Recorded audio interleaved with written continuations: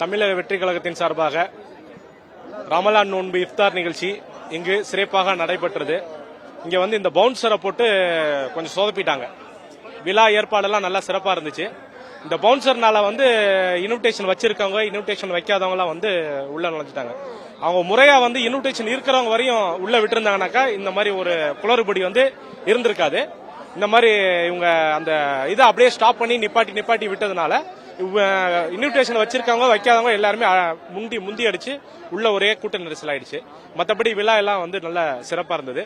இப்ப எல்லாருமே செருப்புங்களை வெளியில அவுத்துட்டு, ஏன்னா உள்ள தொழுகக்கூடிய இடம்ன்றதுனால வெளியே எல்லாரையும் செருப்பை கழட்டி போட்டுட்டு போக சொன்னாங்க. இப்ப செருப்பு தேடுறதுக்கு மாத்திரம் 1/2 மணி நேரம் ஆகுது. எல்லாருமே அவங்களுக்கு செருப்பை தேடிக்கிட்டு இருக்காங்க.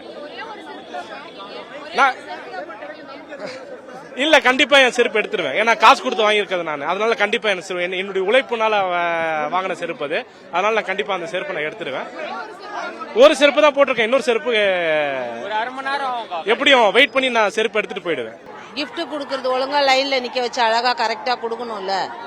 இப்படி பண்ணிட்டாங்களே, இது ஜனங்க எல்லாம் அங்கிட்டும் இங்கிட்டும் லேடிஸுங்க எல்லாம் இடிச்சுக்கிட்டு அப்படி போறாங்க. ஒழுங்கா உட்கார வச்சு கூப்பிட்டு என் சொந்தக்காரங்க எங்க போனாங்கன்னே தெரியல. நான் உட்காந்துட்டு இருக்கேன். அதெல்லாம் பரவாயில்ல. போகும்போது கரெக்டா கிஃப்ட ஒழுங்கா லைன்ல நிக்க வச்சு கரெக்டா கொடுக்காத இப்படி பண்ணிட்டாங்க.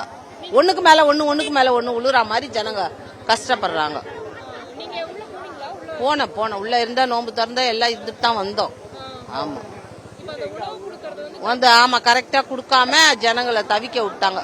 எங்க ஆளுங்கெல்லாம் எங்க போனாங்கன்னு தெரியல. நாங்க சீக்கிரமாவே வந்துட்டோம். அதனால ஈஸியா தான் இருந்தது.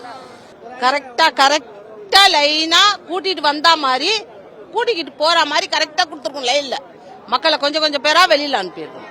ஆமா கூட்டு வரும்போது நல்லா அன்பா கூட்டு வராங்க. போகும்போது இப்படி தவிப்படி விட்டுட்டு போயிடுறாங்க. எப்படியோ போங்க நீங்கன்னு. அதெல்லாம் பரிசு குடுக்கறேன்னு சொன்னாங்க. விஜய் கையாலே கொடுப்பாங்க உங்களுக்குன்னாங்க. சரி அப்படிதான் நாங்க காத்திருந்தோம். விஜய் கையால குடுக்கல. இவங்களாவது கரெக்டா அதை கொடுக்கணும்ல. குடுக்கவே இல்லை. எங்க குடுக்கறாங்கன்னு தெரியல. அதெல்லாம் பரவாயில்ல, நல்லா இருக்கு. அது நல்லதான் இருக்கு. சந்தோஷப்பட்டு தான் நாங்களே வந்தோம். சந்தோஷமா தான் இருந்தது. சார், என்னோட பேர் முபாரக் பஷா. ராணிப்பேட்டை மாவட்டம் மார்க்காடு தொகுதியிலிருந்து வரோம். ஆக்சுவலா பாத்தீங்கன்னா தலைவர் விஜய் பாத்தீங்கன்னா மக்கள் இயக்கமா இருக்க சொல்லி நோன்புகளோட இதெல்லாம் பண்ணிட்டு இருந்தாங்க.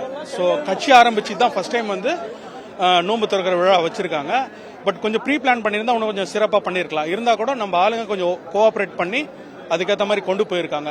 முக்கியமான விஷயம் என்னன்னா தலைவர் அவர்கள் நோன்பு வச்சு எங்களோட சேர்ந்து நோன்பு திறந்துருக்காங்க. ஸோ அதே மாதிரி மக்களுக்கு என்னென்ன தேவைன்றத கரெக்டாக பார்த்து பண்ணியிருக்காங்க. அதே மாதிரி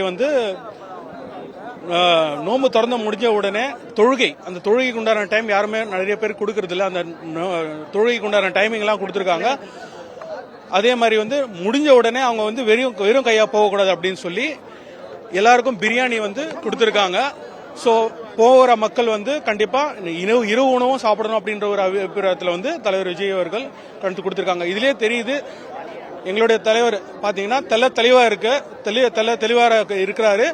அதாவது சாதாரணமா மக்களா கலந்து என்னென்ன பண்ணுன்றது தெரிஞ்சு கரெக்டா பண்ணிட்டு இருக்காரு. சூப்பரா இருக்காங்க. நாங்க போனோம். ஆனா சார் பார்க்க முடியல. நாங்க வீடியோ எடுத்தோம். சார் நல்லா இருக்காங்க. முஸ்லிம் மக்களுக்காக நோன்பு இருந்து வந்திருக்காங்க. ரொம்ப சந்தோஷம். சார் நிச்சயமா கண்டிப்பா முதலமைச்சர் ஆகணும். சூப்பரா இருந்துச்சு. ஏற்பாடுலாம் செம்மையா இருந்துச்சு. நல்லா இருந்துச்சு.